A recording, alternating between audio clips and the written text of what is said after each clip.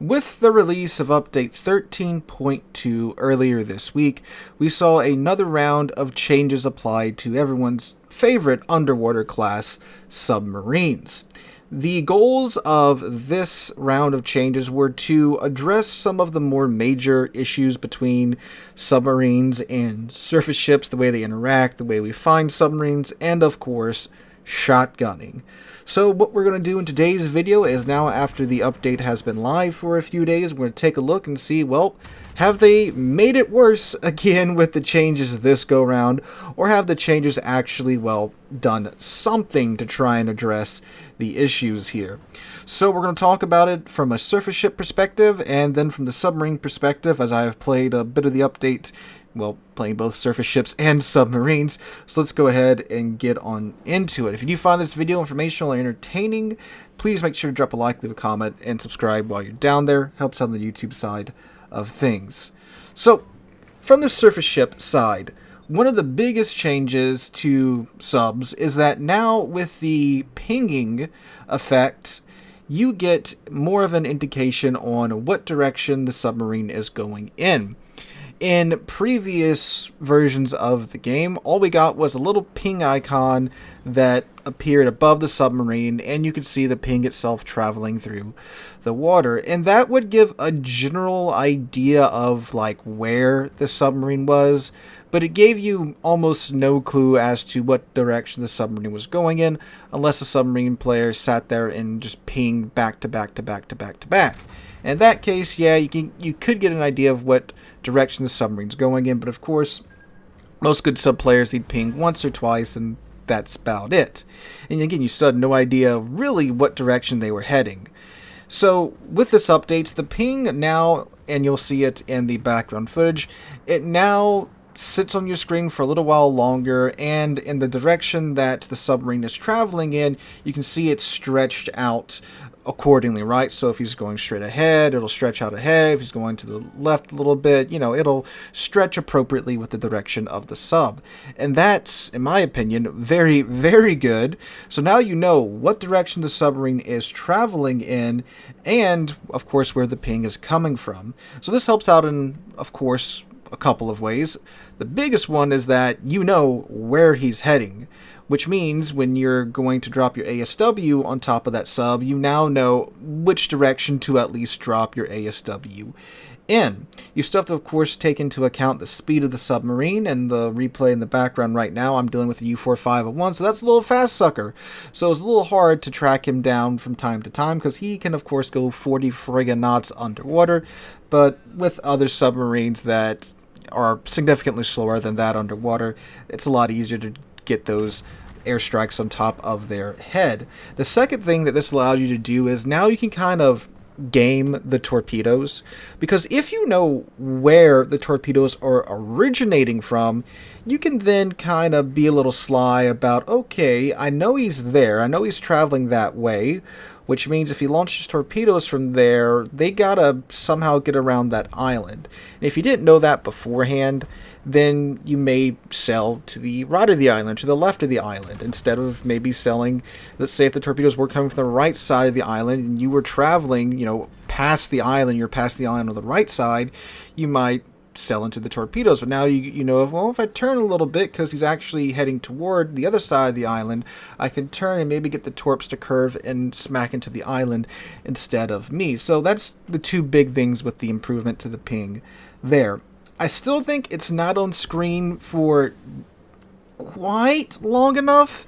It's better now because it does stretch out, so you get it for, I think, a little bit long. I'm not sure if they actually increased it that much at all, but just having it appear on screen for just a second or two longer would be quite nice. And having the option too in the menus to change whether or not we want our turrets to turn in the direction that we're looking when we're in the ASW camera would be nice, because so many times, I'm brawling with a ship on my left or shooting at a ship on my left, submarine ping pops up on my right, gotta, turn the camera to drop the ASW on the sub on my right, and then when I go back to try and deal with the ship on my left, well, my turret's already halfway pointing at the submarine that I can't shoot because it's underwater.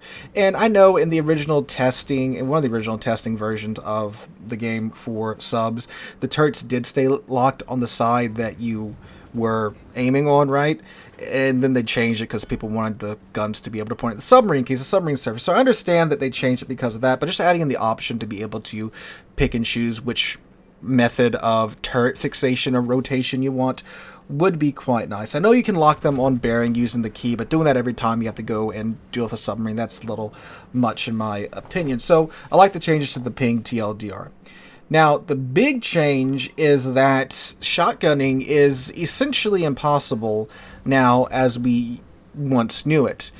Because now these submarine torpedoes from 2.9 kilometers into the target, they will only do 10% damage if you launch them from 2.9 kilometers in.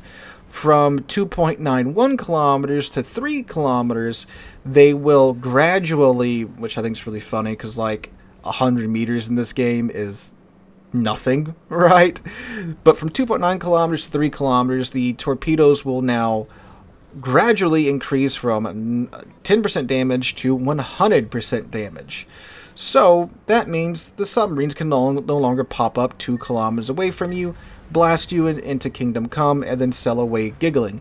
It's just impossible to do that anymore. If they try to do that, they're going to do a whopping, like, 200 damage per torp, maybe.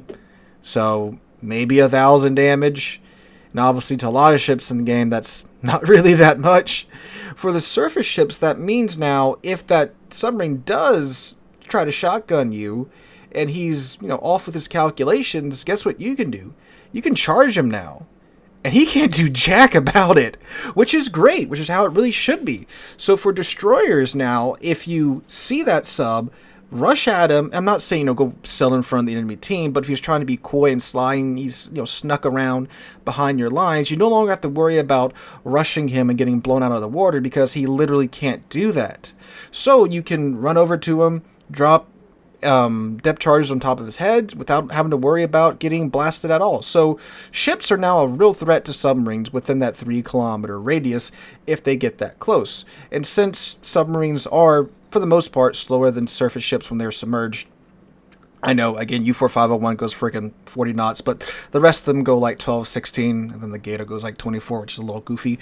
But, you now have more incentive to rush the submarine, get those depth charges on top of them, if you can get into the position to do that, obviously. Again, trying to do that when the enemy team's around, not really going to happen. But again, if the submarine's being sly and you've called him off guard, now you can really push into him and punish him and murder him quite efficiently. So that's still great, in my opinion. 3 kilometers it's not really as much as it sounds off the bat, because 3 kilometers when 2 ships are facing each other, that's not really a great amount of range. You can cover, let's say if you are 5 kilometers away from a ship who's coming at you full speed and you're trying to shotgun him. If you get your torps out, like right when they get to the 5 kilometer mark, there's a very good chance, depending upon how fast the ship is, right, and of course how fast your torpedoes are, that surface ship can still get into that 3 kilometer arming range before your torpedoes have traveled 3 kilometers. Again, with some of the faster battleships and, of course, cruisers and destroyers, and especially ships with engine boost, they can still very much get into that 3 kilometer arming range quite quick. So while you might hear 3 kilometers and be like, oh, that's kind of short, that's still pretty close. When ships are moving around, it's really, really a lot more than what it seems like.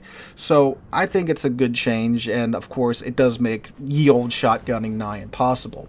So now let's hop over to the submarine perspective and talk about that, because that's obviously the biggest change to subs. Along with the ping indicator, of course, now I found that when using the ping, ships have a hell of a lot easier time distinguishing where I'm going and getting those depth charges on top of my head, which is why I don't really like using homing torpedoes that much in the first place. I tend to just use the dummy-fired ones and go for it, unless the ship only has homing torpedoes, like obviously 4501.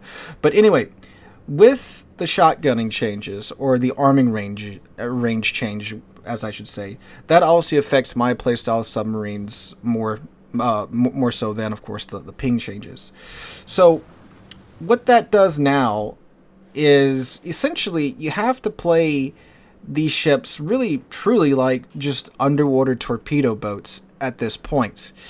And it does still work quite well, in my opinion, because you're still very stealthy. You can still go to periscope depth and get 4 or 5 kilometers away from the enemy ship and just drop your load of torpedoes at them. However, of course, there is time for the enemy ships to maneuver and mitigate the damage that you are tossing toward them. And of course, too, since you're doing this from 5, 4, 6 kilometers out now, of course, there's more time for them to naturally just move, right? Because most ships, if you're paying attention to your surroundings, you're not going to sail in a perfectly straight, at least I would like to think so, but of course there's exceptions to this, right?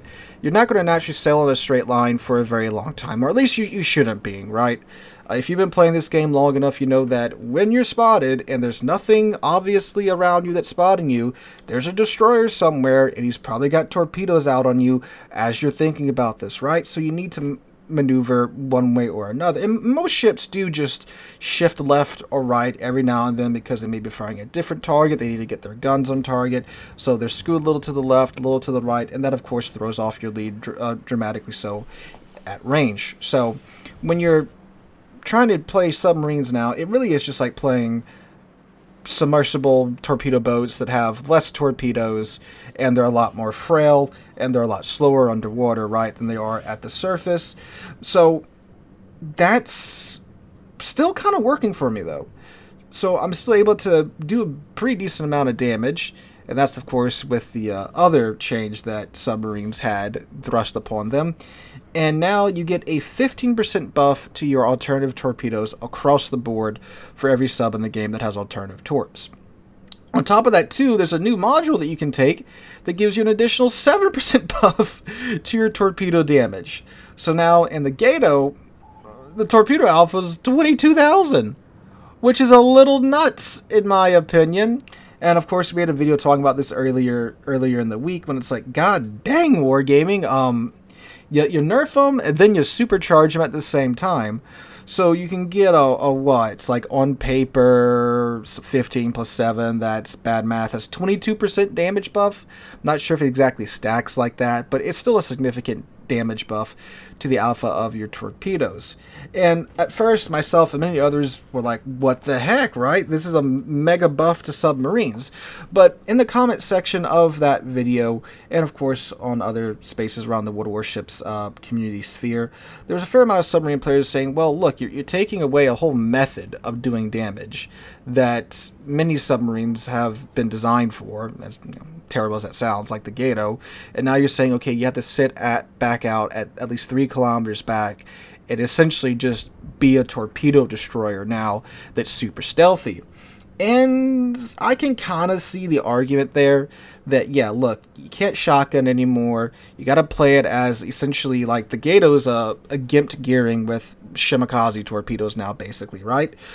But you only get, what, 6 of them in the front, whereas a Shimakaze can crap out 15 of the suckers, right? So you're still dealing with less torpedoes than your average, well, not your average, but your tier 10 premier torpedo destroyer, the Shimakaze, right? And yeah, I can see the argument there. Is it a valid argument? I mean, kinda, sorta. And do keep in mind, with what you see in the background footage here, I'm not saying I'm an amazing submarine player by any stretch of the imagination, but it's like an average tier 10 game. I won it with 120-ish thousand damage. I preyed on a ship that was completely unsuspecting of me being there in the first part of the game, and then I caught a battleship that was broadside to me, and he was trying to deal with the enemy team, and I had snuck around to the flank, so I got a rack of torpedoes off on him, but he saw them one way or another, and he didn't get obliterated by me, whatever, if he kept sailing in a straight line, but he turned. So there's that. And I mean, like, at this point, they really are just torpedo DDs that can submerge. So they're super stealthy torpedo DDs with the ability, if you're not paying attention, of course, to completely delete you out of the water, but so are torpedo DDs. And torpedo DDs can throw a lot more torpedoes out at once than these higher tier submarines. But of course, they still have the homing torpedoes, but now again, they have to be launching those from 3 kilometers away as well. And those torps didn't get a baked-in damage buff this update as well, besides, of course, the module. So, yeah, I think that they're still pretty potent if they catch you in a bad situation, like you not turning or you being oblivious to them being there.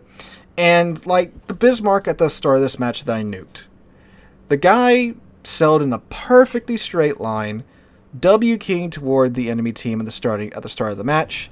He should have known I was there because his friendly submarine spawned on that same flank. The submarine spawns mirror each other. This has been, information that's been available for quite some time, and he was being spotted by me. But he sailed in a perfectly straight line right into the torpedoes. So for every time, in my experience at least playing submarines, even before the update, every time you have an instance like this where you catch someone completely off guard, you have 5 or 6 instances where someone either is moving, so maneuvering their ship, or they are very much aware that you're there and they're dodging your torpedoes. So you get, again, that's about a 1-to-5 ratio from what I've seen at least, right? You might get lucky and stumble upon some players who are just completely oblivious all the time for a pretty good run, and then I envy you in that case because your damage is probably much higher than mine in submarines. So overall, I do like the change. Of course, it's pretty much effectively ended shotgunning as we once knew it, but there's another awkward side to it where, like, submarines can't do anything to each other anymore. Like, at all, unless you're in a Thrasher or a I-56 that has the player-controllable deck guns and you're both at the surface. Because now submarines usually spot each other from, like, 4 kilometers in, right? So, at that point, you sail toward each other because you obviously both don't want your torpedoes to be able to arm, and you kind of just sit there awkwardly waiting for one guy's team to drop the ASW on you, right? So that's just kind of awkward now. So that's a thing. I'm not really a big fan of that, because submarine versus submarine fights were kind of fun. I liked them, and they're just dead now. So, yeah. But overall, I do think the changes are mostly positive. I think it was a little premature for Wargaming to go and jump the gun and buff the submarine torpedo damage by 15%. I think giving them the module that increases it by 7% would have been enough for this update. And then if this change was absolutely crippling the subs, then yeah, go ahead and buff the base damage with the dummy guided torpedoes. So yeah, we'll see how it goes in the long term, but in the short term, it seems they definitely haven't made it any worse, in my opinion. They have, again, essentially eliminated shotgunning, where the submarine pops up 2 kilometers away from your ship and blows you out of the water. So I'll give them props for that, but we'll see as time goes on. But again, overall, I think it is a relatively positive change, with the exception of the buff to the damage. Again, I think that's a little bit premature, but we'll see how that goes. And hopefully, if it is too much, they will crank it down reasonably so. But again, time will tell. So guys, let me know in the comments down below. Do you think these changes were terrible? Or do you think they were positive from both surface ships and submarine players? I would like to hear. So again, guys, hope you guys have a wonderful Saturday and a wonderful weekend. I hope to catch you guys in the next one.